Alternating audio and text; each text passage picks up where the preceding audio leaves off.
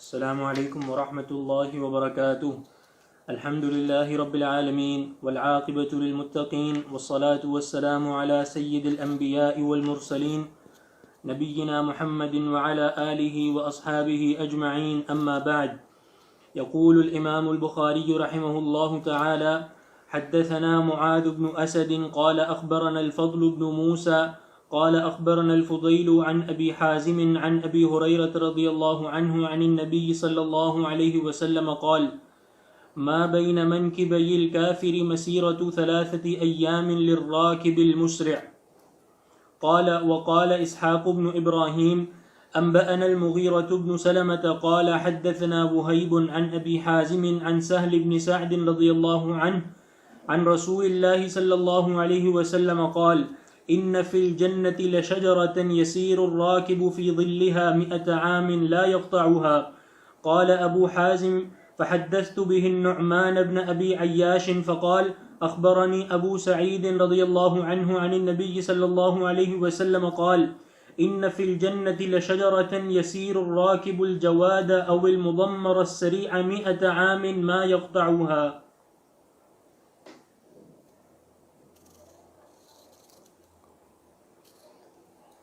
إن الحمد لله نحمده ونستعينه ونستغفره ونعوذ بالله من شرور أنفسنا ومن سيئات أعمالنا، من يهده الله فلا مضل له ومن يضلل فلا هادي له، وأشهد أن لا إله إلا الله وحده لا شريك له، وأشهد أن محمدا عبده ورسوله.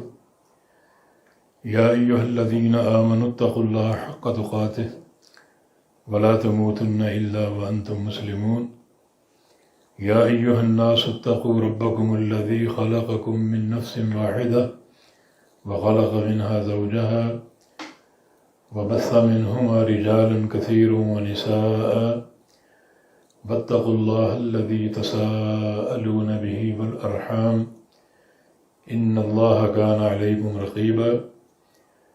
يا أيها الذين آمنوا اتقوا الله وقولوا قولا سديدا يصلح لكم أعمالكم ويغفر لكم ذنوبكم، ومن يطع الله ورسوله فقد فاز فوزا عظيما. اللهم صل على محمد وعلى آل محمد كما صليت على إبراهيم وعلى آل إبراهيم إنك حميد مجيد. اللهم بارك على محمد وعلى آل محمد كما باركت على إبراهيم وعلى آل إبراهيم إنك حميد مجيد. سبحانك لا علم لنا إلا ما علمتنا إنك أنت العليم الحكيم. رب اشرح لي صدري ويسر لي أمري واحلل عقدة من لساني يفقه قولي. أما بعد،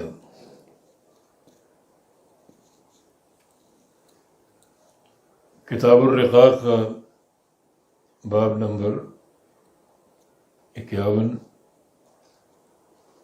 اور اس کی یہ حدیث ہے، حدیث کا نمبر 6099۔ اس کے راوی ابو ہریرہ رضی اللہ تعالی عنہ ہیں، جو نبی صلی اللہ علیہ وسلم سے روایت فرماتے ہیں۔ آپ کا ارشاد گرامی: ما بین منکبی الکافر مسیرۃ 3 ایام للراکب المسرع، یعنی جہنم میں کافر کے 2 کندھوں کے درمیان جو فاصلہ ہوگا وہ 3 دن کی مسافت کے بقدر ہوگا، یعنی 3 دن مسلسل سفر کیا جائے، چلا جائے، اور وہ چلنے والا کون ہو؟ للراکب المسرع، وہ گھڑ سوار جو بہت ہی تیز دوڑنے والا ہو، یعنی یہ شخص گھوڑے پر سوار ہو اور اس کی رفتار بھی انتہائی تیز ہو، اور وہ 3 دن مسلسل دوڑتا رہے اور چلتا رہے، جتنا فاصلہ وہ طے کرے گا اتنا فاصلہ جہنم میں ایک کافر انسان کے 2 کندھوں کے بیچ میں ہوگا۔ یہاں 2 باتیں قابل ذکر ہیں۔ ایک یہ کہ اس سے ان کے عذاب میں اور شدت پیدا ہوگی، جتنا جسم پھیلا ہوگا اتنا ہی وہ جسم جو آگ کے لپیٹے میں ہوگا زیادہ اذیت، درد اور تکلیف محسوس کرے گا۔ تو یہ جو کافر کے ساتھ ایک سلوک جو نبی علیہ السلام نے ذکر کیا کہ جہنم میں اس کے جسم کو بڑھا دیا جائے گا، اور اتنا بڑھا دیا جائے گا جیسے ایک تیز رفتار گھڑ سوار 3 دن دوڑتا رہے، سفر کرتا رہے، تو جتنا فاصلہ وہ طے کرے گا اس فاصلے کے بقدر اس کا جسم 2 کندھوں کے بیچ بڑا ہوا ہوگا، تاکہ اس طرح انہیں اور عذاب کا سامنا کرنا پڑے۔ یہ انسان کی کھال جو ہے یہ عذاب کو اور تکلیف کو محسوس کرتی۔ جب جسم کو پھیلا دیا جائے گا اس کی کھال سمیت، تو اتنی مقدار میں کھال جو ہے یقیناً وہ بہت زیادہ اذیت اور عذاب اور تکلیف محسوس کرے گی۔ تو چونکہ یہ عذاب زیادہ کھال کو تکلیف دے گا اور جسم کے پھیلاؤ کے ساتھ اس کی کھال بھی پھیل جائے گی، تو اس طرح جہنمی اور زیادہ درد اور تکلیف محسوس کرے گا۔ اللہ تعالیٰ کا فرمان ہے کلما نضجت جلودہم بدلناہم جلودا غیرہا لیذوقوا العذاب۔ جب ان کی ایک چمڑی جل جائے گی تو اسے ہم دوسری چمڑی سے بدل دیں گے، اس کھال کی جگہ، اس چمڑے کی جگہ دوسری کھال لگا دیں گے۔ کیوں لگائیں گے؟ لیذوقوا العذاب، تاکہ وہ عذاب اور چکھتے رہیں، تاکہ ان کی اذیت اثر نو شروع ہو جائے۔ اور یہ چمڑی اور یہ کھال اگر اتنی مقدار میں ہو کہ اس کے 2 کندھوں کے مابین اتنا فاصلہ جس کا حدیث میں ذکر ہے، تو یقیناً اس کی جو عذاب کی شدت اور خطورت ہے اس میں اضافہ ہوگا۔ تو یہ بھی اہل جہنم کے عذاب کی شدت کے مظاہر میں سے ایک ہے کہ کافر کے جسم کو بڑھا دیا جائے گا تاکہ وہ اور زیادہ عذاب کو جھیلے۔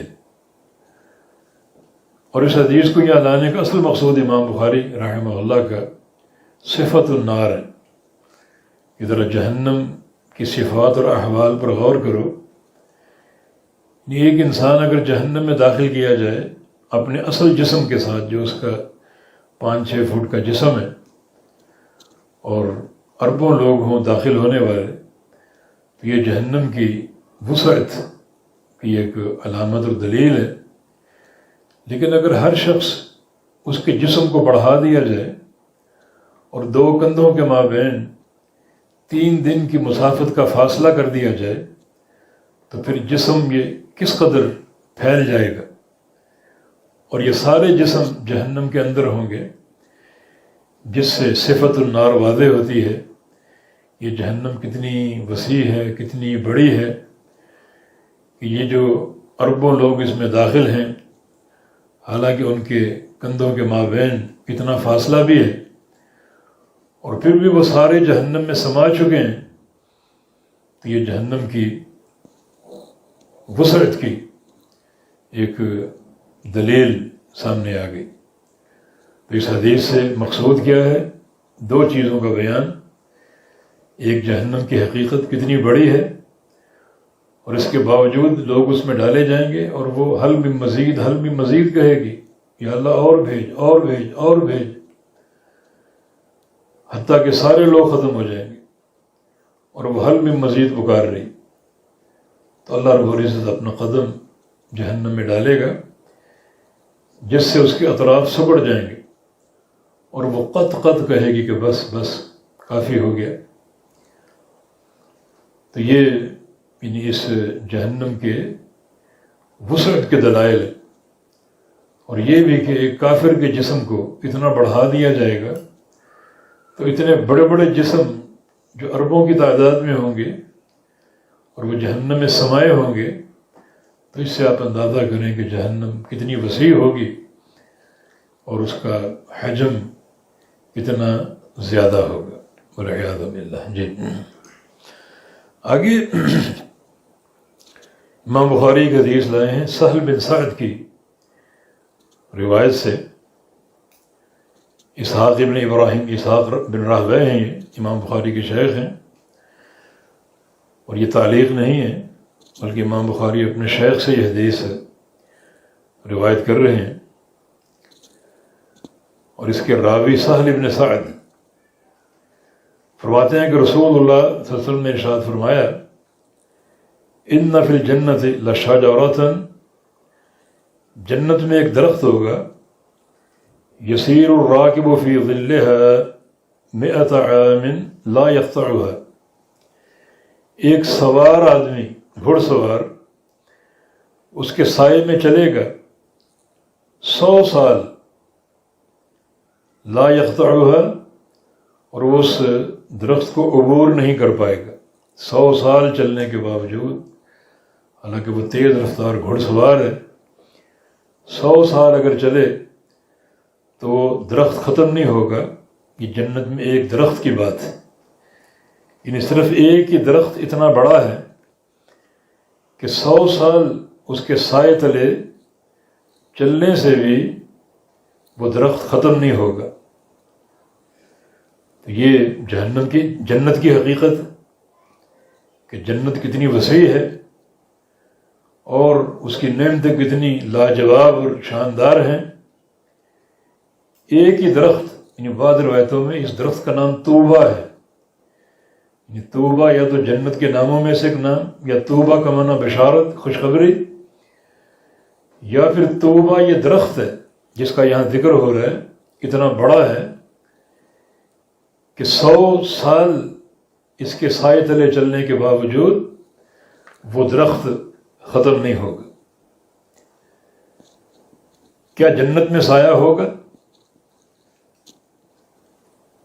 ایک معنی ظاہر تو یہ ہے کہ اس سے مراد درخت کے نیچے چلنا، اور اگر اس کا سایہ ہو تو وہ سایہ 100 سال تیز رفتاری سے سفر کرنے کے باوجود ختم نہیں ہوگا، کیونکہ سایہ بنتا ہے سورج سے، سورج کی دھوپ ہوتی ہے، اور جو چیز اس دھوپ کے سامنے آڑ بن جائے اس آڑ کا سایہ بن جاتا ہے، درختوں کا سایہ، کسی دیوار کا سایہ۔ مگر جنت میں سورج نہیں ہوگا، لا یرون فیہا شمسا ولا زمہریرا، تو جنت میں سورج نہیں ہوگا، تو یہ سایہ کیسے بنے گا؟ یا تو یعنی بالفرض اگر ایک چیز کا سایہ ہو تو اس سائے تلے 100 سال تیز رفتاری سے سفر کے باوجود وہ سایہ ختم نہیں ہوگا اگر ایک چیز کا سایہ ہو۔ یا پھر یہ ہے کہ جنت میں لمبے لمبے سائے ہوں گے، ظل ممدود، مگر وہ سائے دنیا کی طرح نہیں ہیں کہ وہ سورج کے مقابلے میں بنے، بلکہ اللہ رب العزت بڑی راحت والے سائے خود ہی مہیا کرے گا، جن میں ٹھنڈک ہوگی، لطافت ہوگی، اور جن میں ایک بڑی خوبصورتی ہوگی، ایک خوبصورت منظر ہوگا، خوبصورت ماحول ہوگا۔ مقصود یہ ہے کہ جنت میں گرمی نام کی کوئی چیز نہیں ہوگی، لمبے لمبے سائے وہ دھوپ کے مقابلے میں نہیں، یہ سورج کے مقابلے میں نہیں، بلکہ اللہ تعالیٰ کے پیدا کردے وہ سائے جو جنت میں اہل جنت کے لیے لطافت کا باعث بنیں گے، خوبصورتی کا باعث بنیں گے، ٹھنڈک اور تازگی کا باعث بنیں گے، اور کسی قسم کی گرمی کا، تھکن کا کوئی احساس نہیں ہوگا۔ دوسری حدیث جو ہے، جو پیچھے سند آپ نے پڑھی، اس میں ابو حازم جو سہل بن سعد کے شاگرد ہیں وہی فرماتے ہیں، سند وہی ہے جو پیچھے گزر گئی، اسی سند کے ساتھ ابو حازم کہتے ہیں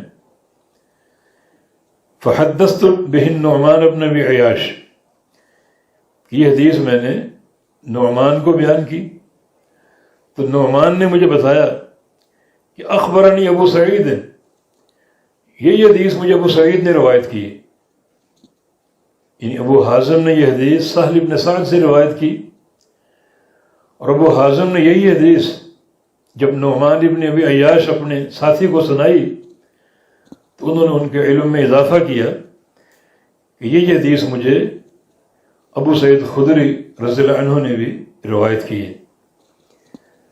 تو اس سے یہ ایک نقطہ حاصل ہوتا ہے کہ علم آگے بتانا چاہیے۔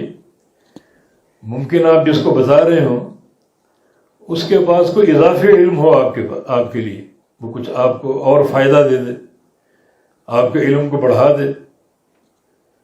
نبی علیہ السلام کی حدیث ہے کہ رب مبلغ اولہ من سامع، بعض اوقات جس کو آپ پہنچا رہے ہیں وہ اصل سامع سے زیادہ اس کا حافظ اور واعی ہوتا ہے، اور وہ آپ کو اضافی علم دے سکتا ہے۔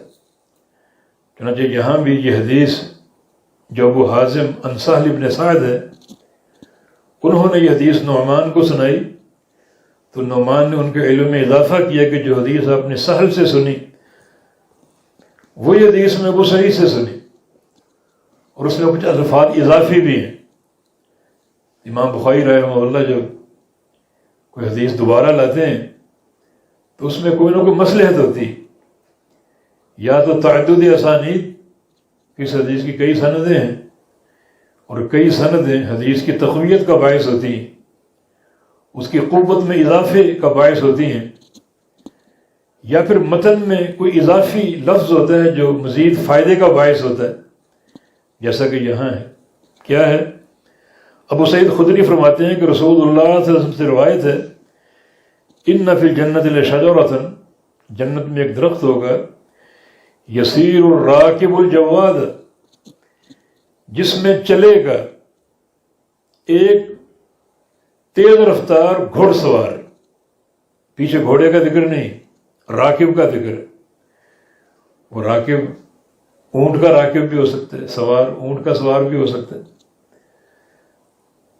اور جب گھڑ سوار وہ بھی تیز رفتار، تو یہ ایک علم میں اضافہ ہوگا۔ اب المزمر، یا وہ گھوڑا مزمر گھوڑا، مزمر ایک مخصوص گھوڑے کا نام ہے، یعنی جو گھوڑا جہاد کے لیے لوگ پالتے تھے تو بعض اوقات اس کی رفتار بڑھانے کے لیے کچھ دن وہ اسے بہت کھلاتے تھے اور دوڑاتے نہیں تھے، بہت کھلاتے تھے اس کو چارہ اور جو اس کے کھانے کی اشیاء، اس کو ایک مقام پر باندھا ہوا ہے اور کھلا رہے ہیں ہفتہ 10 دن 20 دن، اور بہت کھلانے کے بعد اس کو پھر نکالتے باہر اور پھر اس کو دوڑاتے، پسینے بہتے، اس کے جسم اس کا ہلکا ہو جاتا اور اس کی جو ایک رفتار اس میں اضافہ ہو جاتا۔ تو ایسے گھوڑے میدان جہاد اور سفر جہاد کے لیے بڑے کارآمد ہوتے ہیں۔ بہت کھلانے سے بدن میں قوت پیدا ہو گئی، اور بہت کھلانے کے بعد دوڑانے سے اور بہت زیادہ پسینہ بہنے سے جسم میں ہلکا پن آ گیا۔ تو یہ جواد مزمر گھوڑا جو اس طرح اس کی رفتار، اس کی قوت اور طاقت میں اضافہ ہو جاتا ہے، تو یہ اس روایت میں ایک اضافی علم ہے کہ وہ سوار کوئی عام سوار نہ ہو، بلکہ ایسے گھوڑے کا سوار ہو جو تضمیر کی وجہ سے، مزمر ہونے کی وجہ سے بڑا قوی ہو چکا ہو اور تیز رفتار ہو چکا ہو، تو وہ سوار چلے 100 عام 100 سال لا ما یقطعها، اور 100 سال چلنے کے باوجود اس کو ختم نہ کر سکے، وہ درخت اور وہ سایہ ختم نہ ہو، کتنا بڑا وہ جنت کا درخت ہے۔ تو اس حدیث سے مقصود امام بخاری رحمہ اللہ کا یہ ہے کہ جنت کتنی وسیع ہے کہ ایک درخت ہی اتنا بڑا ہے کہ 100 سال اس کے نیچے مسلسل دوڑنے سے، اور دوڑنا بھی گھوڑے پر بیٹھ کر، اور گھوڑا بھی وہ جو تضمیر شدہ ہو، بہت ہی قوی، طاقتور اور بڑا برق رفتار، 100 سال دوڑیں تو وہ درخت ختم نہ ہو، تو یہ اس جنت کی وسعت اور عظمت کی دلیل ہے۔ تو جنت بھی اللہ تعالیٰ کا وہ گھر ہے جو اللہ نے پیدا کیا، اور بہت ہی بڑا۔ جہنم بھی بڑی وسیع، جس کو اللہ نے تنگ کیا اپنا قدم اس میں ڈال کر، اور جنت میں بھی اللہ تعالیٰ اہل جنت کو بھیجے گا بھیجے گا بھیجے گا، حتیٰ کہ حدیث میں آتا ہے کہ جس کو آخر میں بھیجا جائے گا اس کو اس زمین کے برابر اور 10 گنا اور جنت کا ٹکڑا الاٹ کیا جائے گا، پھر بھی جنت ختم نہیں ہوگی، اور اللہ تعالیٰ جنت کو سکیڑنے کے لیے اپنا قدم اس میں داخل نہیں کرے گا۔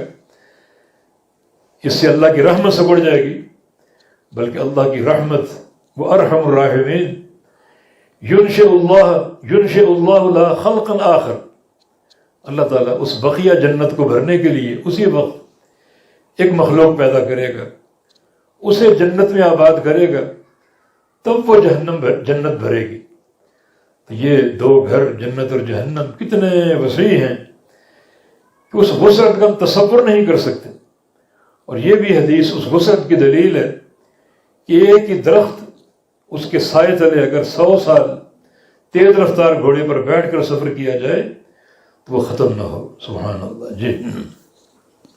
قال حدثنا قتيبة قال حدثنا عبد العزيز عن أبي حازم عن سهل بن سعد رضي الله عنه أن رسول الله صلى الله عليه وسلم قال ليدخلن الجنة من أمتي 70 أو 700 ألف لا يدري أبو حازم أيهما قال متماسكون آخذ بعضهم بعضا لا يدخل أولهم حتى يدخل آخرهم وجوههم على صورة القمر ليلة البدر۔ جی یہ حدیث پیچھے گزری ہے، ابھی کل یا پرسوں میں پڑھی، جس کے راوی سہل بن سعد رضی اللہ عنہ ہیں، اور یہ حدیث امت محمدیہ علی صاحب الصلاۃ والسلام کی بڑی ایک شان اور برتری کی دلیل ہے۔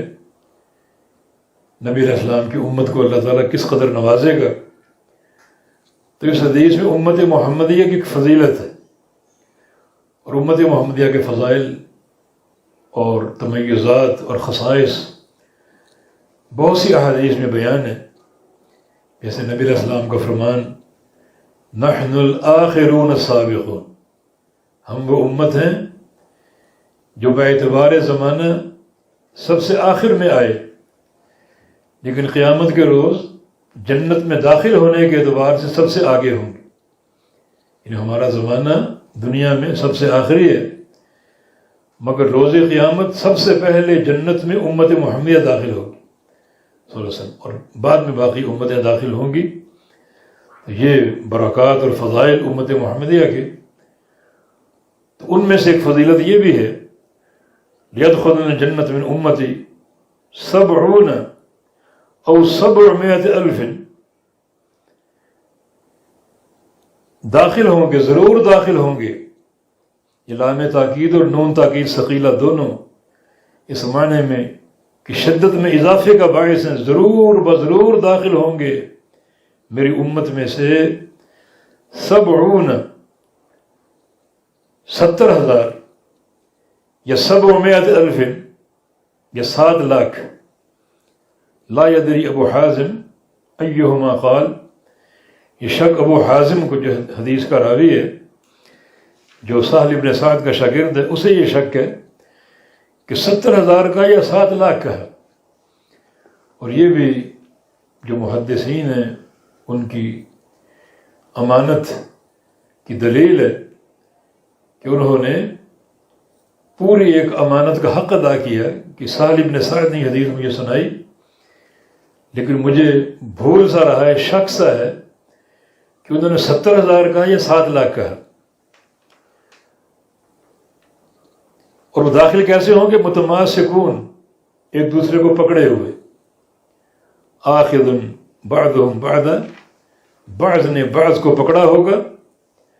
لا يدخل اولهم حتى يدخل آخرهم، جو ان میں سے پہلا شخص ہے وہ داخل نہیں ہوگا اس وقت تک جب تک آخری شخص داخل نہ ہو جائے. مراد یہ کہ سب اکٹھے داخل ہوں گے، ایک دوسرے کو پکڑے ہوئے، جسم سے جسم کو ملائے ہوئے، تھامے ہوئے، اور اکٹھے جنت میں داخل ہوں گے. جو سب سے آگے ہوگا اس وقت تک داخل نہیں ہوگا جب تک سب سے آخری داخل نہ ہو جائے. تو مل کر اکٹھے داخل ہوں گے. اور ان کی ایک شان یہ بھی ہے، ایک تمیز ان کا یہ بھی ہے کہ وجوہہم علی صورت القمر لیلۃ البدر، کہ ان کے چہرے جو ہیں وہ 14ویں کے چاند کی طرح روشن ہوں گے اور منور ہوں گے. تو یہ اس امت کے خصائص میں سے اتنی تعداد کے لوگ، یعنی بعض حدیث میں یہ وہی 70,000 ہیں جن کا حساب نہیں ہوگا، نہ ان کو عذاب دیا جائے گا. یہ وہ لوگ ہیں. اور چونکہ نبی علیہ السلام نے اس تعداد میں اضافے کی دعا کی تھی تو اللہ تعالیٰ نے یہ دعا قبول بھی کر لی تھی. اور صحیح حدیث کے مطابق ان 70,000 میں سے ہر 1000 کے ساتھ 70,000 اور، اس طرح 49 لاکھ کا حصہ بن جاتا ہے. 49 لاکھ افراد اس امت کے وہ ہوں گے جو بلا حساب بلا عذاب جنت میں داخل ہوں گے، ایک دوسرے کو تھامے ہوئے، اور ان کے چہرے روشن ہوں گے 14ویں کے چاند کی طرح. اور ایک حدیث میں قلوبہم علی قلب واحد، یہ اول زمرہ ہے کہ ان کے دل جو ہیں وہ ایک شخص کے دل کی مانند ہوں گے. معنی ان کے عقیدے میں، ان کے عمل میں، ان کے منہج میں بالکل وحدت اور یکسانیت ہوگی.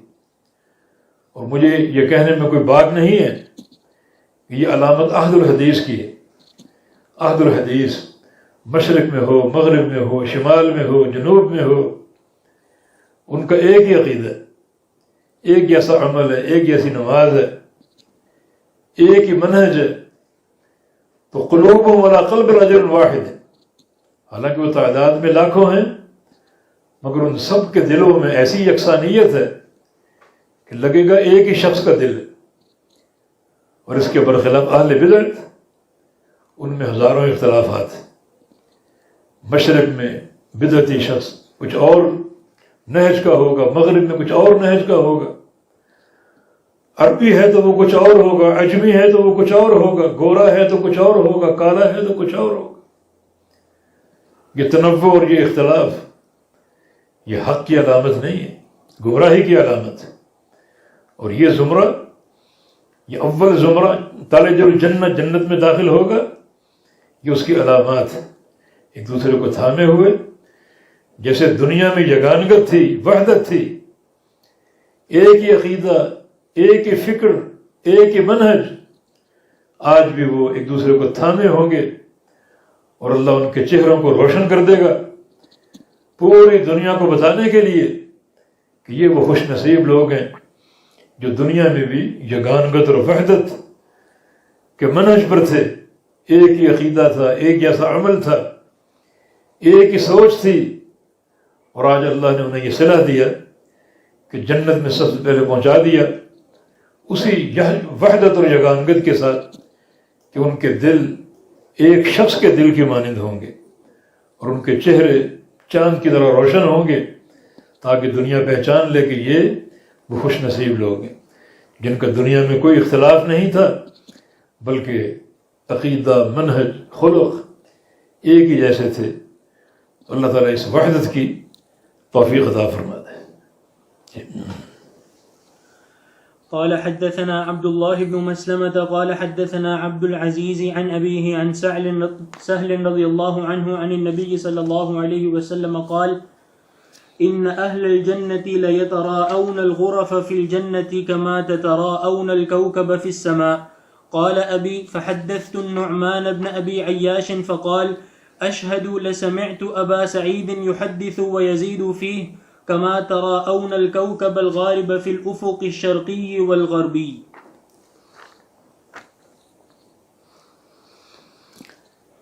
امام بخاری یہ حدیث لائے ہیں سہل بن سعد کی روایت سے.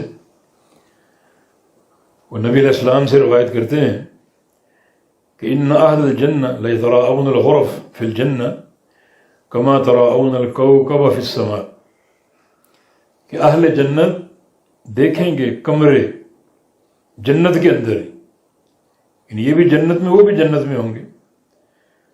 تو کچھ اہل جنت لیتراءون دیکھیں گے الغرف کمرے، کہاں؟ فی الجنہ جنت میں. کما تراؤن الکوکب فی السماء، جیسے آج تم زمین پر کھڑے آسمان کے ستارے دیکھتے ہو. یعنی زمین پہ کھڑا انسان آسمان کے ستارے دیکھتا ہو تو وہ کتنی بلندی پر ہیں وہ ستارے، کتنا فرق ہے، یعنی ہزاروں میلوں کا فرق ہے. یہ شخص زمین پہ کھڑا ہے اور ستارے آسمان میں چمک رہے ہیں، کتنی بلندی ہے، کتنا فرق ہے زمین اور آسمان کے ستاروں کے بیچ میں، کتنا فاصلہ ہے. یہ فاصلہ جنت میں بھی ہوگا. بعض لوگ جنت میں کھڑے ہوں گے اور جنت کے اندر ہی اپنے اوپر کمرے دیکھیں گے، جیسے آج زمین والے آسمان کے ستارے دیکھتے ہیں. اتنا فرق ہوگا، یعنی جنتی یہ بھی ہیں جنتی وہ بھی ہیں، مگر یہ جنتی کس قدر نیچے ہیں اور وہ جنتی کس قدر اوپر ہیں. یہ ہے فرق مراتب اور فرق منازل. اللہ تعالیٰ یعنی جنت میں یہ درجات کا تفاوت رکھے گا، کچھ نیچے کچھ اوپر. اور جو نیچے ہوں گے ان میں کوئی حزن نہیں ہوگا، کوئی حسرت نہیں ہوگی، وہ بھی انتہائی خوش ہیں.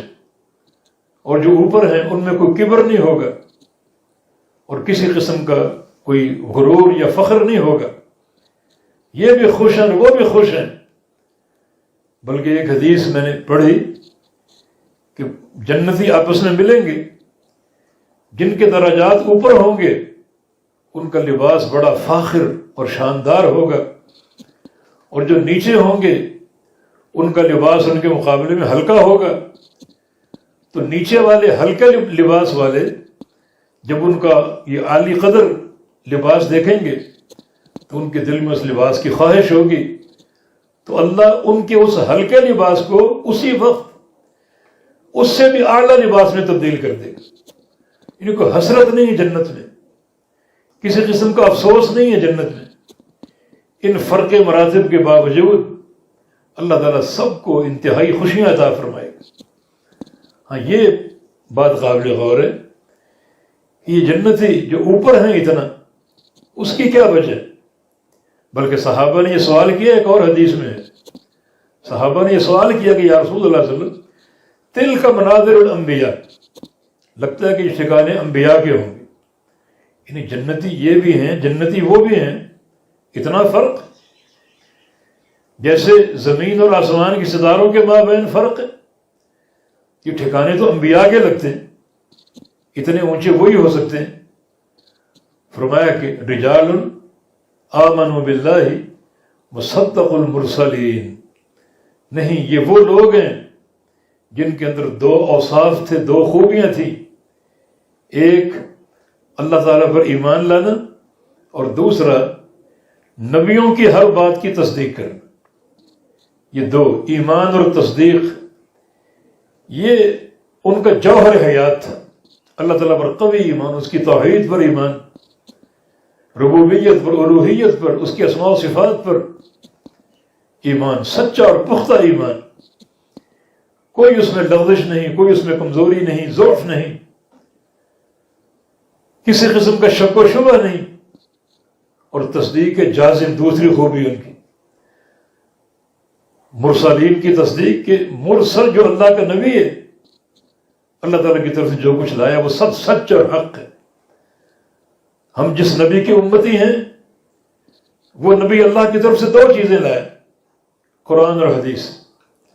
اس کی پوری تصدیق، یہ ایمان جازم، تصدیق پختہ ایسی تصدیق جو ہر شبہ اور شہوت کا ازالہ کر دے، تمام شبہات کو دھو ڈالے، وہ بندہ ایسی تصدیق پر قائم اور فائز ہے کہ کوئی شک نہیں، کوئی حدیث سنے، کوئی حدیث پڑھے، کوئی قرآن کی آیت پڑھے، اس کی تصدیق پہلے ہی موجود ہوگی، سچ اور حق ہے، کوئی شک نہ ہو، کوئی شبہ نہ ہو۔ تو جن کے ایمان شبہات سے پاک ہیں، شکوک سے پاک ہیں، قیل و قال سے پاک ہیں، فلاں کی سن لو اور فلاں کی سن لو، نہیں، وہ اسی نقطے پر قائم ہے کہ اللہ پر ایمان اور نبی کی تصدیق، اس کی اتباع اور اس کی تصدیق جازم۔ اور یہ وصف اللہ تعالیٰ کچھ بندوں کو عطا فرماتا ہے، ہر ایک کو عطا نہیں ہوتا۔ تو فرمایا کہ یہ جو اوپر اپنے گھر دیکھیں گے، کمرے اور ٹھکانے دیکھیں گے آسمان کے ستاروں کی مانند، یہ ان لوگوں کے گھر ہیں جن کے اندر یہ دو اوصاف موجود تھے، آمنوا باللہ، اللہ پر ایمان لانا، وصدق المرسلین، اور انبیاء کی تصدیق کرنا۔ نبی نے جو فرمایا حق ہے، جو حدیث سنی پڑھی حق ہے، جو قرآن کا حصہ سنا اور پڑھا حق، حق کی حق، کوئی شک نہیں، کوئی شبہ نہیں۔ تو ایسی پختہ تصدیق تمام شکوک و شبہات کا ازالہ کرنے والی، شہوات کی کمر توڑنے والی، کہ وہ انسان پوری طرح نبی کی تعلیمات کا تابع ہے اور قطعاً اپنی خواہشات کو مقدم نہیں کرتا، نہ کسی اور کی بات کو نبی کی حدیث پر مقدم کرتا ہے، نہ کسی کے قول کو، نہ کسی کے رائے کو کتاب و سنت پر مقدم کرتا ہے۔ یہ ان لوگوں کا شرف ہے جن کو اللہ رب العزت یہ ٹھکانے اور یہ مقامات عطا فرمائے گا۔ تو حدیث کیا ہے سہل بن سعد کی کہ بعد یعنی اہل جنت دیکھیں گے کمرے، منازل، محلات اپنے اوپر جنت میں، جیسے آج زمین والے آسمان کے ستاروں کو دیکھتے۔ اس قدر جو فرق مراتب ہوگا، جیسے زمین اور ستاروں میں فرق ہے، اس طرح یہ فرق یعنی بعض اہل جنت اور بعض اہل جنت میں ہوگا، اس قدر وہ اونچے ہوں گے۔ تو پچھلی جو حدیث گزری اس کی طرح یہاں بھی جو سہل کے شاگرد ہیں، عبدالعزیز کہتے ہیں، ان کے والد ابو حازم، وہ فرماتے ہیں کہ میں نے یہ حدیث نعمان کو بیان کی، جیسے پیچھے گزرا، تو انہوں نے مجھے اور علم میں اضافہ کیا۔ نعمان نے کیا کہا؟ اشہد علی سمعت ابا سعید، میں گواہی دیتا ہوں کہ یہ حدیث میں نے ابو سعید خدری سے بھی سنی، ویزید، اور اس میں کچھ اضافہ کرتے ہیں، اس میں کچھ اضافہ کرتے ہیں وہ، یعنی ایک اور علم دے دیا۔ سند کا تنوع تو آ ہی گیا جو مزید پختگی کا باعث بنا، اور کچھ الفاظ اور زیادہ مل گئے نبی علیہ السلام کے، جو زبان سے موتی گرتے تھے ان الفاظ کی صورت میں، تو کچھ اور ہم کو علم حاصل ہو گیا۔ وہ کیا؟ کما تراؤن الکوکب الغارب فی الافق الغربی والشرقی، یعنی پیچھے کیا گزرا ہے کہ اہل جنت دیکھیں گے اپنے اوپر کمروں کو، محلات کو، جیسے زمین والے آسمان کے ستارے دیکھتے ہیں۔ وہ ستارہ کہیں بھی ہو، لیکن دوسری حدیث میں کیا ہے؟ جیسے زمین والے اس ستارے کو دیکھتے ہیں جو مغرب یا مشرق میں غروب ہونے کے قریب ہو۔ الغارب غروب سے غروب ہونے کے قریب ہو، فی الافق الغربی والشرقی، مغربی یا مشرقی کنارے میں وہ ستارہ اور دور نظر آتا ہے، یعنی غروب ہونے کے قریب ہو تو اس کی روشنی کم نظر آتی اور بعد اور بڑھ جاتا، دوری اور بڑھ جاتی۔ تو اس حدیث میں ایک اضافی فائدہ یہ ہوا کہ وہ جو فرق مراتب ہے اہل جنت کا، اس حدیث میں وہ اور بڑھ گیا۔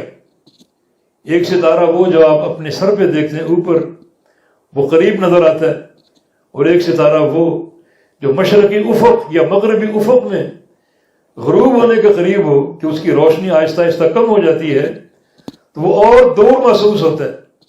یعنی اتنی دوری پر وہ محلات ہوں گے اور اتنا فرق مراتب ہوگا کہ جیسے زمین والے مشرقی یا مغربی افق میں غروب ہونے والے ستارے کو دیکھتے ہیں، اس طرح جنت والے اپنے اوپر اتنی فاصلے اور اتنی دوری پر محلات کو دیکھیں گے۔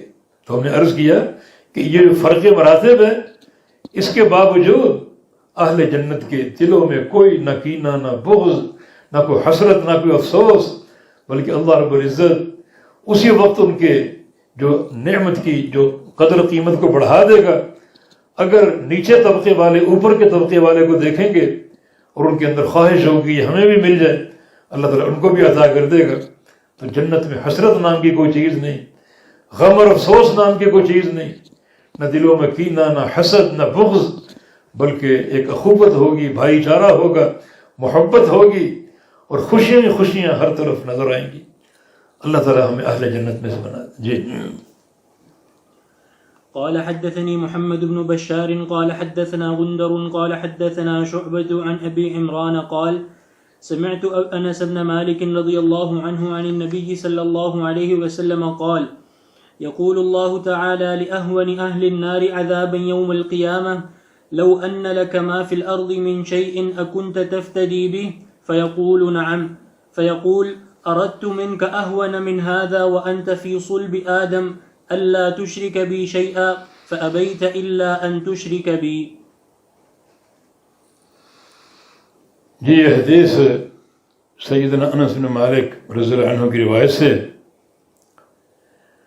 فرماتے ہیں کہ یقول اللہ تبارک و تعالی لأهون اہل النار عذابا یوم القیامہ، حدیث قدسی ہے کہ کل جب قیامت ہوگی تو اللہ تعالیٰ کہے گا اس شخص کو جو اہون اہل النار عذابا، جو اہل النار میں جہنمیوں میں سب سے ہلکے عذاب والا ہوگا، جو جہنمیوں میں سب سے ہلکے عذاب والا ہوگا، اللہ تعالیٰ اس شخص سے کہے گا۔ یہ سب سے ہلکا عذاب احادیث میں کئی طریقوں سے وارد ہے۔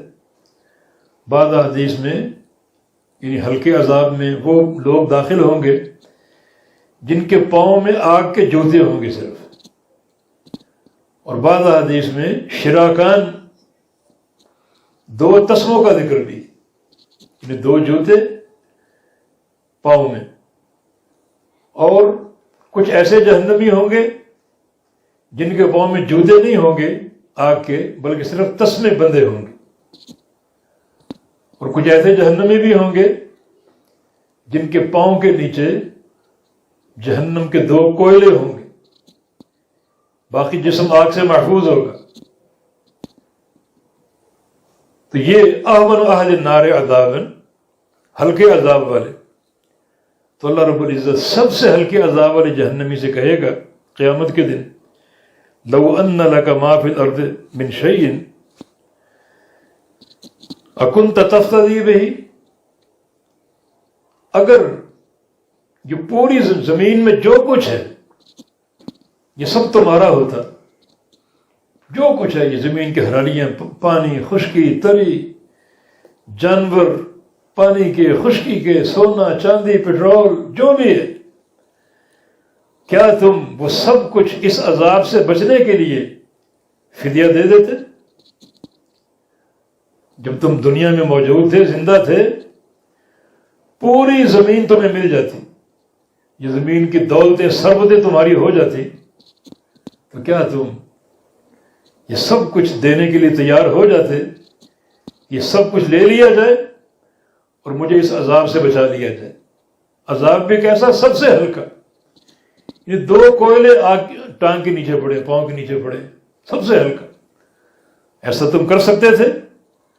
فیقول نعم، کہے گا کہ ہاں۔ فیقول، اللہ تعالیٰ فرمائے گا اردت منک اہون من ھذا وانت فی صلب آدم، میں نے تم سے اس سے بھی ہلکا چاہا، اس سے بھی ہلکا چاہا، یعنی کہاں پوری زمین، اور اس کو خرچ کر دینا عذاب سے بچنے کے لیے، زمین کی دولتیں خرچ کر دینا عذاب سے بچنے کے لیے۔ آج تم تیار ہو، تو میں نے تم سے اس سے ہلکا چاہا تھا، اس سے ہلکا ارادہ کیا تھا۔ وہ کیا تھا؟ جب کہ تم آدم علیہ السلام کے پشت میں تھے اللہ تشرک بی شیئا کہ میرے ساتھ شرک نہ کرنا، فابیت وہ تو نے انکار کر دیا، الا ان تشرک بی اور تم نے شرک کیا میرے ساتھ. صرف ایک دل کے عقیدے کی بات تھی اور اس عقیدے پر عمل استوار کرنے کی بات تھی کہ میرے ساتھ شرک نہ کرنا. وہ تو نے مانا نہیں، وہ تو نے قبول نہیں کیا. اور آج تم یہ کہتے ہو کہ پوری زمین اگر مجھے مل جاتی تو اس عذاب سے بچاؤ کے لیے میں ساری خرچ کر دیتا. اور عذاب بھی کیا، 2 کوئلے پڑے ہوئے پاؤں کے نیچے. تو وہ لوگ جن کے پورے جسم عذاب میں ڈوبے ہوں گے اور جسم بھی بڑے جو ہزاروں میل کے فاصلے پر پھیلے ہوں گے، ان کے عذاب کی کیفیت کیا ہوگی اور وہ کیا کچھ کرنے کو تیار ہوں گے. تو اللہ تعالیٰ اس عذاب سے پناہ میں رکھے. ایک وضاحت ضروری ہے. اللہ تعالیٰ کیا فرمائے گا کہ میں نے تجھ سے اس سے ہلکا ارادہ کیا تھا، اس سے ہلکی چیز کا. آج تو دنیا خرچ کرنے پر تیار ہے. اردت منک اہون من ھذا، میں نے تجھ سے اس سے ہلکی چیز کا ارادہ کیا تھا، ہلکی چیز چاہی تھی، اور وہ یہ کہ میرے سے شرک نہ کرو، اور تو نے انکار کر دیا. یہ ارادہ کرنا اور چاہنا، یہاں پر ارادے سے مراد ارادہ شرعی ہے. ارادے سے مراد ارادہ شرعی ہے جس کا لوگوں نے انکار کیا. ان ارادے کے 2 قسمیں ہیں، ارادہ قدریہ، ارادہ شرعیہ. ارادہ قدریہ اللہ کی تقدیر کے فیصلے، اس کا کوئی انکار نہیں کر سکتا، اس سے کوئی سر منہ تجاوز اختیار نہیں کر سکتا، جو اس کی تقدیر کے فیصلے. یہ ارادہ شرعیہ کہ میری شریعت میں تجھ تک یہ حکم پہنچا کہ شرک نہ کرنا میرے ساتھ، اور تو نے شرک کیا، اس کا انکار کیا. ارادہ شرعیہ کا انکار کرنے والے بے تحاشا لوگ موجود ہیں، مگر ارادہ قدریہ کا انکار کوئی نہیں کر سکتا. دنیا میں وہی کچھ ہوگا جو اللہ نے تقدیر میں لکھا ہوا ہے. اعوذ بکلمات اللہ التی لا یتجاوزها بر ولا فاجر، میں پناہ میں آتا ہوں اللہ تعالیٰ کی ان کلمات کی جن سے کوئی تجاوز اختیار نہیں کر سکتا، نہ کوئی نیک نہ کوئی برا. یہ کلمات قدریہ ہیں جو اللہ کی تقدیر کے فیصلے.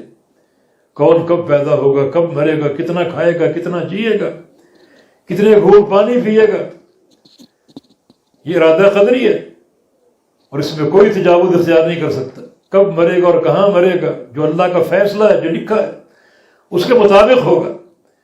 کون صحت مند ہوگا، کون بیمار ہوگا، یہ تقدیر کے فیصلے اس کے مطابق ہوگا. کس کو تجارت میں نفع ہوگا، کس کو نقصان ہوگا، یہ سب تقدیر کے فیصلے لکھے ہوئے ہیں، اور کوئی بندہ ان سے تجاوز اختیار نہیں کر سکتا. تو یہاں جو حدیث میں اللہ تعالیٰ فرما رہا ہے، ابن آدم میں نے تجھ سے اس سے ہلکی چیز چاہی تھی، میرا ارادہ اس سے ہلکا تھا. آج تو پوری زمین خرچ کرنے کے لیے تیار ہے، اس سے ہلکا میں نے چاہا، ارادہ کیا کہ تو بس شرک نہ کر میرے ساتھ، میری توحید کو مان لے. وہ تم نے مانا نہیں، اور آج تم کہتے ہو کہ اگر زمین بھی مل جاتی تو اس عذاب سے بچاؤ کے لیے میں وہ زمین بھی خرچ کر دیتا. ارادہ شرعیہ ہے، ارادہ قدریہ نہیں ہے. ارادہ شرعیہ کے لوگ انکار کرتے ہیں. اللہ چاہتا ہے لوگ نماز پڑھیں، نہیں پڑھتے. اللہ چاہتا ہے لوگ زکوٰۃ دیں، نہیں دیتے لوگ، جس کی ان کو سزا ملے گی. لیکن اگر یہ کہا جائے کہ اللہ کی چاہت اور اس کا ارادہ کہ فلاں شخص فلاں وقت مرے گا، اس کا کوئی نہ انکار کر سکتا، نہ اس سے کوئی تجاوز اختیار کر سکتا. اسی وقت اس کی موت آئے گی جو وقت اللہ نے لکھا، اسی مقام پر موت آئے گی جو مقام اللہ نے لکھا. ایک سرے منہ اسے انحراف نہیں کر سکتے. تو ارادہ شرعی ہے، نہ کہ ارادہ قدری ہے. جی. قال حدثنا ابو النعمان قال حدثنا حماد عن عمرو عن جابر رضي الله عنه ان النبي صلى الله عليه وسلم قال يخرج من النار بالشفاعة كأنهم الثعارير. قلت وما الثعارير؟ قال الضغابيس. وكان قد سقط فمه فقلت لعمرو بن دينار أبا محمد سمعت جابر بن عبد الله يقول سمعت النبي صلى الله عليه وسلم يقول يخرج بالشفاعة من النار؟ قال نعم.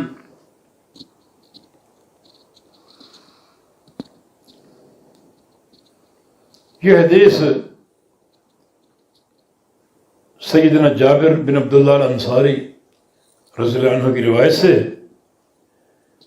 فرماتے ہیں کہ نبی علیہ السلام نے ارشاد فرمایا یخرج من النار بالشفاعۃ کأنہم الثعاریر، لوگ نکلیں گے جہنم سے بالشفاعت، شفاعت کی وجہ سے، شفاعت کی برکت سے جہنم سے نکلیں گے، جہنم میں اللہ ان کو جلائے گا اور پھر شفاعت کی برکت سے وہ نکلیں گے۔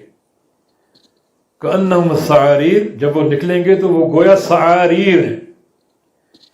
یہ ثعاریر ثعرور کی جمع، جیسے عصفور کی جمع عصافیر، ثعرور کی جمع ثعاریر، اور ثعاریر یہ چھوٹے جو ککڑی یا کھیرے ہوتے ہیں چھوٹے، اور وہ خشک ہو جائیں، سوکھ جائیں تو پھر اور وہ چھوٹے ہو جاتے ہیں، بالکل باریک تنکے کی طرح ہو جاتے ہیں۔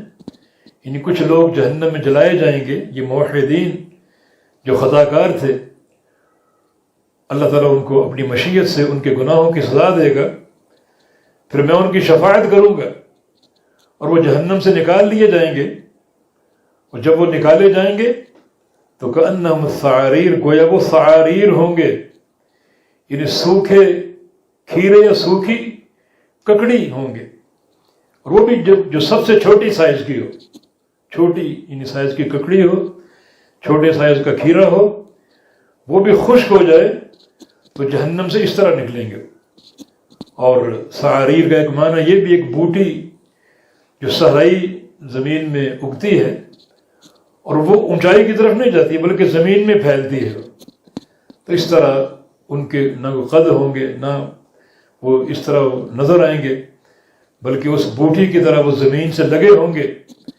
اس قدر جہنم کی آگ ان کو جلا چکی ہوگی اور ان کے جسموں کو ختم کر چکی ہوگی کہ وہ اس بوٹی کی مانند نیچے پڑے ہوں گے جہنم سے نکل کر، اور اللہ ان کو اگائے گا، جیسا کہ آگے احادیث آ رہی ہیں۔ یہ حدیث شفاعت ہے، وہ شفاعت حق ہے، اور ہم اس پر آگے یعنی بات کریں گے، آگے احادیث شفاعت کی آ رہی ہیں جہاں تفصیلی بات ہو سکتی ہے۔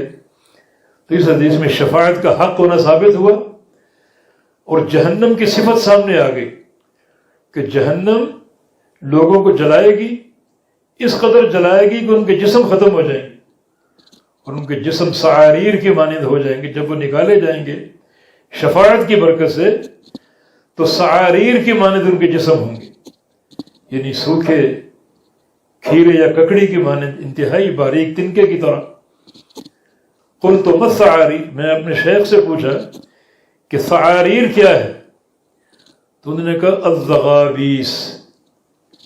ثعاریر کا معنی زغابیس، معنی وہی ہے سوکھے کھیرے یا وہ بوٹی جو پیچدار زمین پر پھیلتی ہے، جو اوپر نہیں اٹھتی، اس کا قد نہیں ہوتا، قامہ نہیں ہوتا، بلکہ زمین پر پھیلتی ہے۔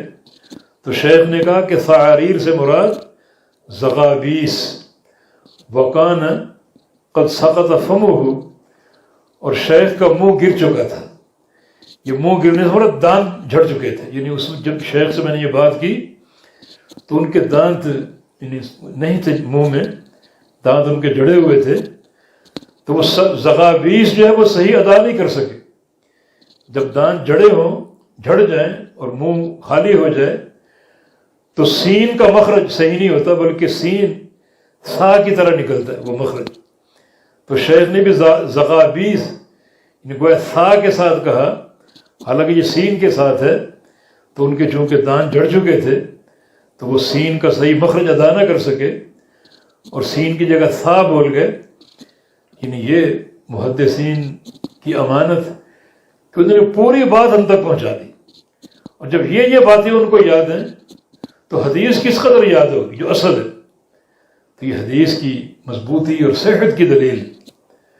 فقلت لعمر بن دینار، یہ حماد کہتے ہیں کہ میں نے عمر بن دینار سے کہا، ابا محمد ان کی کنیت ہے، اے ابو محمد، سمعت جابر بن عبداللہ یقول سمعت النبی صلی اللہ علیہ وسلم یخرج بالشفاعۃ من النار، کیا آپ نے جابر سے یہ بات سنی، یہ حدیث سنی ہے کہ اللہ کے نبی یہ فرما رہے ہوں کہ لوگ شفاعت کی برکت سے جہنم سے نکلیں گے؟ یہ حدیث آپ نے سنی ہے جناب جابر سے؟ یہ کون پوچھ رہے؟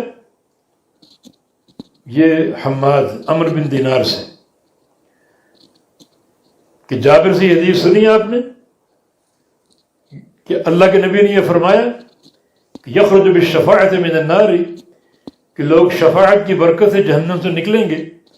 فقال نعم، تو انہوں نے بات کو موقع اور پختہ کر دیا کہ جی ہاں، یہ حدیث میں نے نبی علیہ السلام سے سنی ہے. تو انہوں نے تأکد کیا، اور جناب جابر نے ان کی موافقت میں جواب دیا کہ یہ حدیث برحق ہے، اور خود میں نے نبی علیہ السلام سے یہ سنی ہے.